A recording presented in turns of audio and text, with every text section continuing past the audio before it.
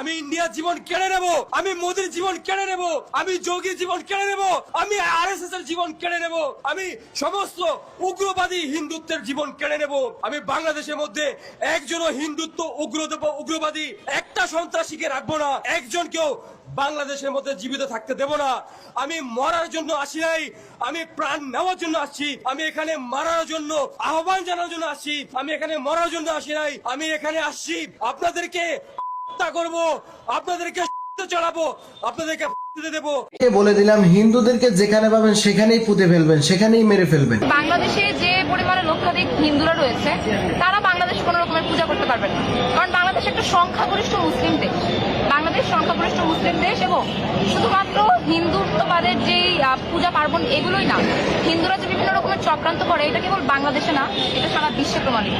সুতরাং হিন্দুদের কোনো পূজা পার্বণ, কোনো রকমের কোনো আয়োজন, কোনো অনুষ্ঠান, কোনো কিছু আর বাংলাদেশে হতে দেওয়া যাবে না। আমরা যদি এর পরবর্তীতে কোনো হিন্দুকে এখানে কোনো পূজা পার্বণ করতে দিই, আমরা কিন্তু আপনাদের হিন্দুদেরকে ঘাড় ধাক্কা দিবে এবং তাদের যে সকল পূজা পার্বণ এগুলো বাংলাদেশে আর চলবে না।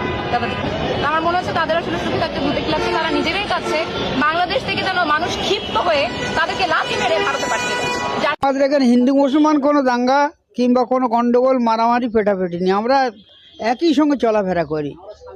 তো আপনাদের কখনো কি এরকম হয়েছে যে পাকিস্তানে চলে যেতে বলেছে বা বাংলাদেশে চলে যেতে বলেছে কেউ?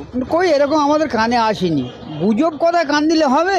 আমরা ইন্ডিয়ার মুসলমান পশ্চিমবাংলায় থাকি, আমরা জানি না আমাদের পুরো অত্যাচার করছে ইন্ডিয়ার হিন্দুরা, আমরা জানলাম না।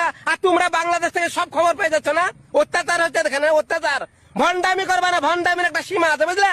নিজের দেশ সামলাও, নিজের দেশটা দেউলিয়া হয়ে গেছে, 50 বছর পিছিয়ে গেছে, সে দেশটাকে কিভাবে উদ্ধার করা যায় সেদিক করো।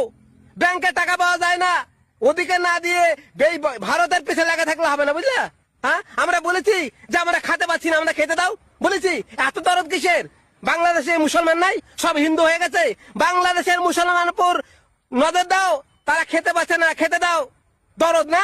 কুরবানি ঈদের সময় দেখলাম একটা মহিলা এক টুকরো মাংসের জন্য তোমাদের দরজা ঠক ঠক করে, তোমরা সেই দরজা খুলো না, সেই মাংস ফ্রিজে রেখে 1 মাস ধরে খাও। সেটা মুসলমানের দরদ, তাই না? মুসলমানের দরদ। ভণ্ডামি বন্ধ করো, ভণ্ডামি। পশ্চিমবঙ্গের মুসলমানদের জন্য বাংলাদেশ মুসলমান অত্যন্ত বিপজ্জনক।